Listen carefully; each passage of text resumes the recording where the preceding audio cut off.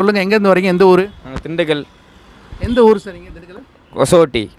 நீங்கள்? நாங்கள் கொசோட்டி தாங்க. சரி, நம்மள்ட்ட வந்து இப்போ தான் ஃபஸ்ட்டு வந்திருக்கீங்க அப்படி தானே? இப்போ ஃபஸ்ட்டு வந்திருக்கோம். என்ன வாங்கினீங்க? பேண்ட் வாங்கினீங்க, சட்டை வாங்கினீங்க, ட்ராக் ஷூட் வாங்கினீங்க. பேண்ட் என்ன ரேட்டு வாங்கினீங்க, சட்டை நெட்டு வாங்கினீங்க? பேண்ட்டு 300 வாங்கினோம். சரி.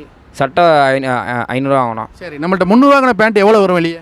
வெளியே 450 ரூபா 400 வரும். உள்ளதை சொல்லுங்கள், உண்மையை சொல்லணும். உண்மைதான், கரெக்டாக. சட்டை நம்மள்ட்ட வாங்கினீங்க 500 அதெல்லாம் என்ன ரேட்டு வரும் வெளியே? 600 700 வரும். அப்போ மற்ற கடையில் எல்லாம் நல்லா கம்மியாக இருக்குது விலை.